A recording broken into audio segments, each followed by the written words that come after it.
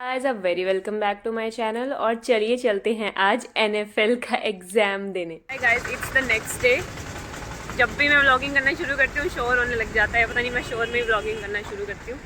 It's the next day 15th of December Sunday and it's my another exam. यहाँ पे national fertiliser limited का exam मैंने भरा था, मैंने आपको बताया था। उसमें मेरे से लेना देना कुछ नहीं है, उसमें सिंपल बीएससी के क्वेश्चन आएंगे, फिजिक्स केमिस्ट्री बायो वगैरह के और ये जनरल एप्टीट्यूड वगैरह के। बट स्टिल मैंने सोचा मैंने भरा है तो दे ही देती हूँ, इसी बहाने संडे को हम जल्दी निकल जाएंगे घर से, वैसे तो पड़े ही रहते हैं। ठीक है, तो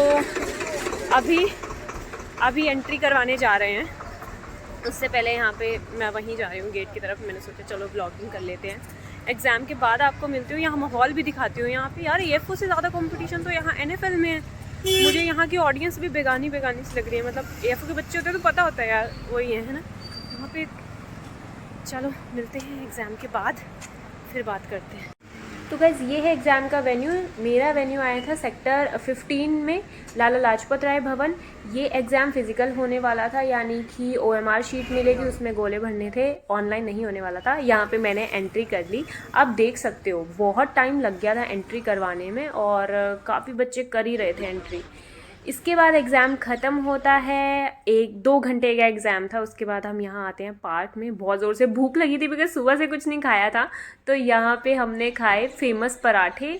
सेक्टर 16 के फेमस पराठे हैं शायद ये। और पार्क में बैठ के धूप सेकते सेकते हुए पराठे खाए। और एक अपडेट है कि NSC का जो एग्ज़ाम है वो हो चुका है पोस्टपोन।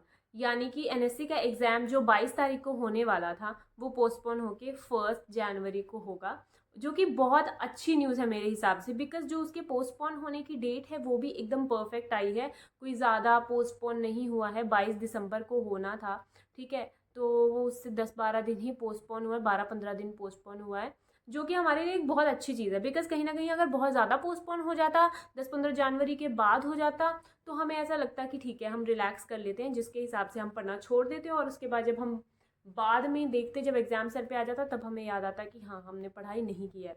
और उससे पहले तो वो पोस्टपोन होना ही नहीं था, बिकॉज पोस्टपोन होने के भी कुछ रीज़न्स होते हैं ना, तो उन्हें उतना टाइम तो चाहिए ही था।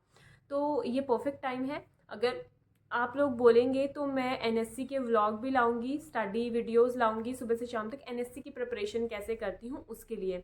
और हाँ, जो बच्चे पूछ रहे थे उनको मैं बता दूँ कि मैंने NSC का एग्री स्टोर्स वाली वैकेंसी भरी है। जी हाँ, जिसमें एंटोमोलॉजी और पैथोलॉजी पढ़नी है। तो मैं वही देख रही थी। मुझे कोई आइडिया नहीं है कि स्पेशलाइज सब्जेक्ट कितना परसेंट आता है, उन 70 क्वेश्चन में से कितने क्वेश्चन एंटोपैथो के आने वाले हैं। तो आज मेरा यही रहेगा मोटिव कि मैं स्ट्रैटेजी बनाऊं NSC के एग्ज़ाम की, उसके कुछ प्रीवियस क्वेश्चंस देखूं, जिससे मुझे पता चल सके कि किस लेवल के क्वेश्चन आते हैं, कितना परसेंटेज ऑफ क्वेश्चन आता है।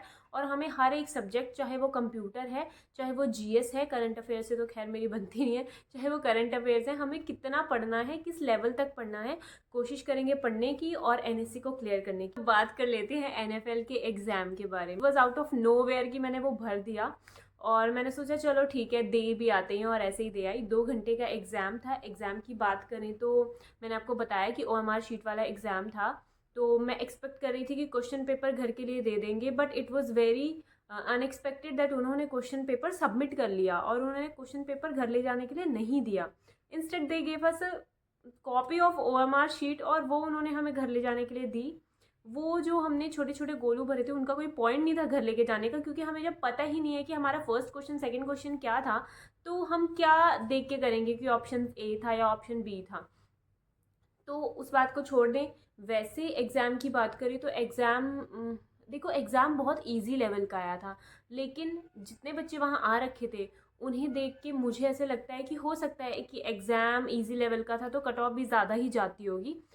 बिकॉज़ बहुत बहुत जनरल क्वेश्चन आए थे। मैं भी अभी अपने 11th-12th से मेमोराइज़ करके दे पा रही थी उनका आंसर। खैर बायोलॉजी वगैरह में मतलब जो 2 सेक्शंस में एग्ज़ाम था। एक 50 नंबर का सेक्शन था जिसमें मैथ्स क्वांट रीजनिंग थी, मैथ्स इंग्लिश रीजनिंग थी, और जो 100 नंबर का एग्ज़ाम था उसमें BSc का सिलेबस था। यानी कि उसमें था फिज़िक्स, फिज़िक्स शायद था, पता नहीं, केमिस्ट्री, बायोलॉजी, फिज़िक्स होगी, उसके अलावा कंप्यूटर नॉलेज था, उसके अलावा जीके था, उसके अलावा उसके अलावा एक दो चीज़ें और थी, करंट अफेयर्स था उसके अलावा। तो ये सब चीज़ें थी। तो वो जो फर्स्ट पार्ट था जो 50 क्वेश्चन वाला था, वो मैंने बहुत अच्छे से किया, बिकॉज उसमें बहुत इजी लेवल के क्वेश्चन आ रखे थे, बहुत ही ज़्यादा इजी लेवल के। हाँ, कुछ क्वेश्चन टफ आए थे जो कि हम बैंकिंग में नहीं देते हैं, जैसे कुछ पैटर्न वाले क्वेश्चन आए थे, कुछ इस तरह के क्वेश्चन आए थे, वो समझ से बाहर थे, क्योंकि मैंने पहले कभी भी वो सॉल्व नहीं किए थे। तो उस तरह के कुछ फिगर्स वाले क्वेश्चन आए थे जो 2 4 5 मुझसे सॉल्व नहीं हो पाए। बाकी मेरे ख्याल से मैंने सारे ही सॉल्व किए हैं।